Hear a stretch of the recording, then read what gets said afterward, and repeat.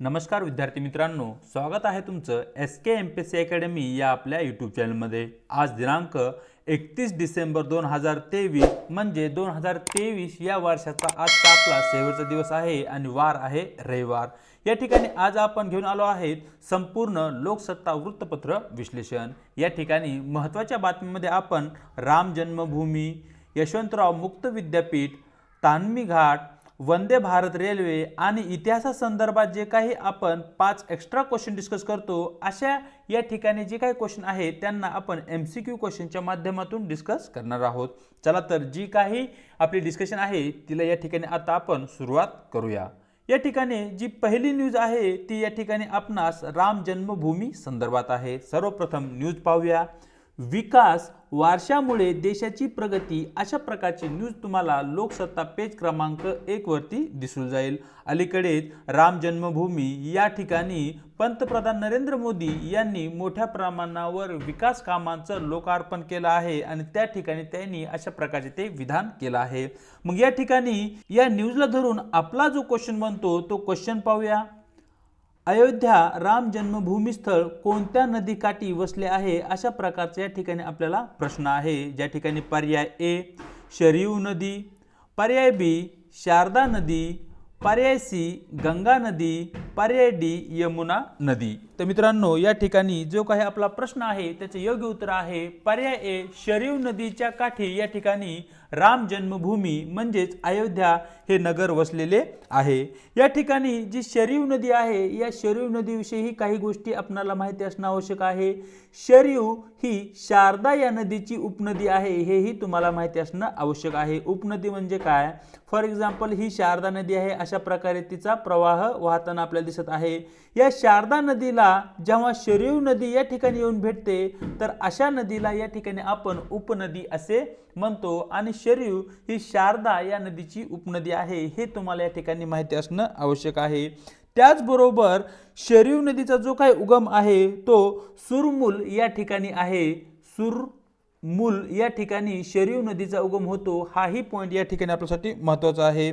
त्याचबरोबर पुढे जर पाहितलं, शरयू काठी असलेले जे काही अयोध्या शहर आहे पूर्वी त्याला प्राचीन भारतामध्ये साकेत या नावाने ओळखले जायचे, हाही पॉइंट या ठिकाणी लक्षात असू द्या।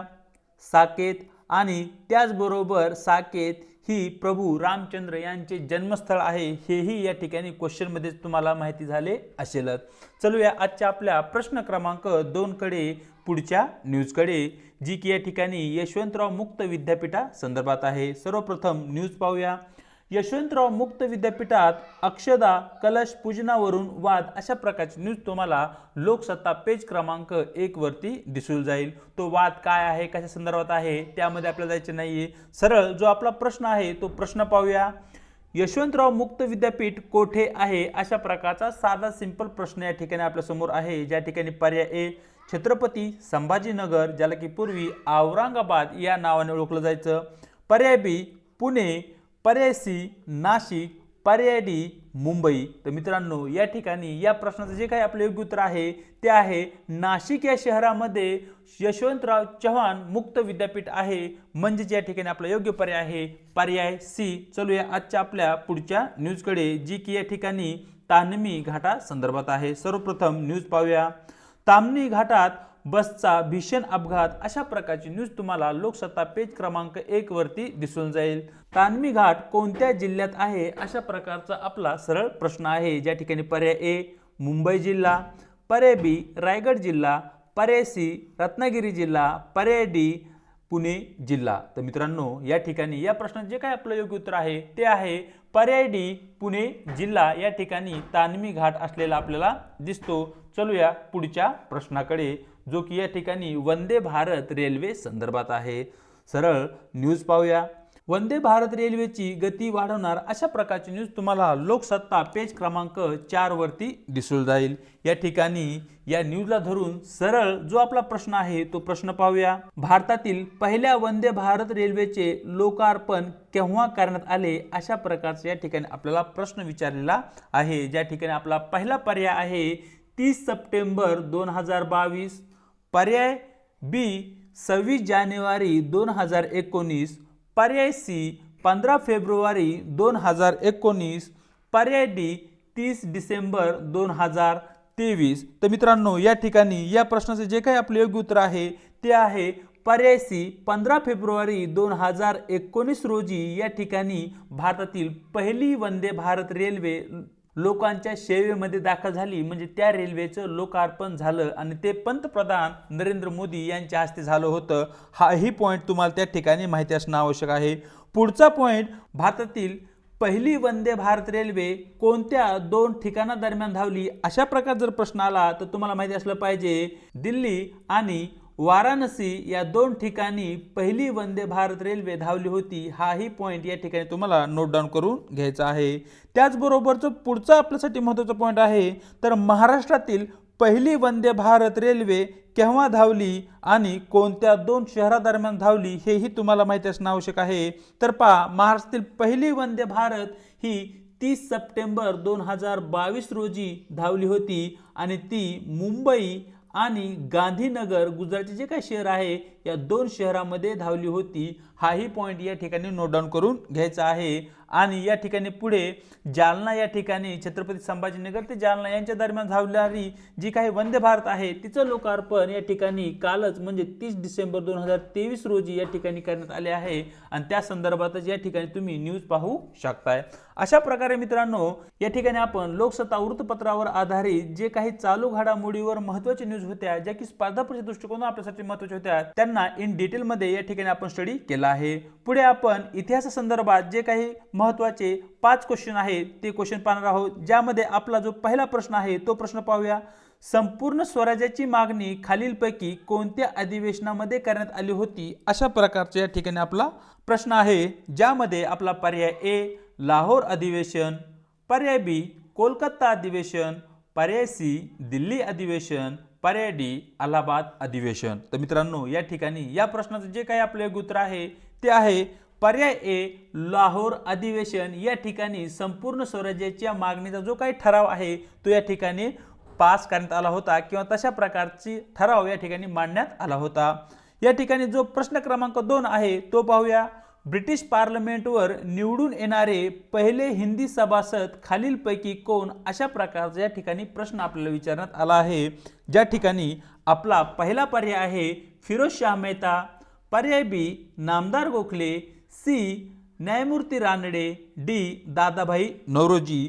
तर या ठिकाणी दुसऱ्या प्रश्नाचं आपलं योग्य उत्तर आहे पर्याय डी दादाभाई नौरोजी हे ब्रिटिश पार्लमेंटवर निवडून येणारे पहिले हिंदी किंवा भारतीय सभासद होते, हे या ठिकाणी तुम्हाला माहिती असणं आवश्यक आहे। चलूया प्रश्न क्रमांक 3 कडे, जो की या ठिकाणी कानपूर येथील उठावासंदर्भात आहे। सरळ प्रश्न पाहूया। कानपूर येथील उठावाचे नेतृत्व खालीलपैकी कोणी केले होते? 1857चा जो काही उठाव झाला त्या 1857च्या उठावावर आधारित हा प्रश्न आहे। या ठिकाणी पर्याय ए बहादूर शाह जफर, पर्याय बी बेगम हजरत महल, पर्याय सी राणी लक्ष्मीबाई, पर्याय डी तात्या टोपे। तर मित्रांनो या ठिकाणी या प्रश्नाचे जे काही आपलं योग्य उत्तर आहे ते आहे पर्याय डी तात्या टोपे यांनी कानपूर येथील उठावाचे नेतृत्व केले होते। तुम्ही मला कमेंट बॉक्समध्ये सांगायचे की बहादूर शाह जफर, बेगम हजरत महल आणि राणी लक्ष्मीबाई यांनी कोणत्या ठिकाणच्या उठावाचे नेतृत्व केले होते आणि हे जे नावे आहे ती 1857च्या उठावासंदर्भात आहेत। तुम्हाला या प्रश्नाचे उत्तर भेटू जातील। प्रश्न क्रमांक 4 पाहूया। अमेरिका खंडाचा शोध खालीलपैकी कोणी लावला? या ठिकाणी पर्याय ए वास्को द गामा, पर्याय बी चार्ल्स डार्विन, पर्याय सी डाल्टन, पर्याय डी कोलंबस। तर मित्रांनो या ठिकाणी या प्रश्नाचं जे काही आपलं योग्य उत्तर आहे ते आहे पर्याय डी कोलंबस या व्यक्तीने किंवा या खलाशाने अमेरिका खंडाचा शोध लावला होता आणि 1498 साली वास्को द गामा हा भारतामध्ये आला होता आणि भारताच्या कालिकत नावाचा जो काही बंदर आहे जे की केरळ या ठिकाणी आहे त्या ठिकाणी आला होता आणि त्या ठिकाणचा राजा झामोरिन याने वास्को द गामाचं त्या ठिकाणी स्वागतही केलं होतं। या ठिकाणी वास्को द गामावर बऱ्याच वेळा क्वेश्चन विचारले गेले आहेत, येणाऱ्या काळामध्येही या ठिकाणी क्वेश्चन विचारले जाऊ शकतात। चार्ल्स डार्विन यांची उत्क्रांतीचा जो काही सिद्धांत आहे तोही महत्त्वाचा आहे। अशा प्रकारे ही जी सर्वच्या सर्व नावे आहेत या ठिकाणी आपल्यासाठी महत्त्वाची आहेत। चलूया आजच्या आपल्या शेवटच्या प्रश्नाकडे, जो की या ठिकाणी प्रश्न क्रमांक 5 म्हणून आपण पाहणार आहोत। प्रश्न पाहूया। खालीलपैकी कोणत्या कायद्यानुसार कोलकाता येथे सुप्रीम कोर्टाची स्थापना करण्यात आली होती, अशा प्रकारचा आपला प्रश्न आहे। ज्या ठिकाणी पर्याय ए मोर्ले मिंटो कायदा, जो की 1909 मध्ये आला। दुसरा कायदा बी रेग्युलेटिंग ऍक्ट, जो की 1773 मध्ये आला होता।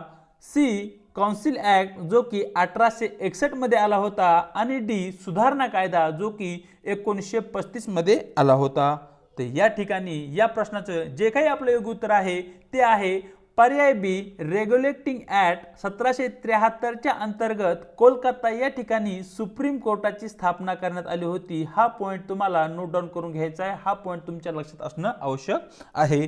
तर अशा प्रकारे मित्रांनो दिनांक 31 डिसेंबरचे जे काही आपले महत्त्वपूर्ण वृत्तपत्र डिस्कशन आहे आणि त्याचबरोबर इतिहासासंदर्भात जे महत्त्वाचे क्वेश्चन आपण पाहितले त्यांची डिस्कशन या ठिकाणी पूर्ण झालेली आहे।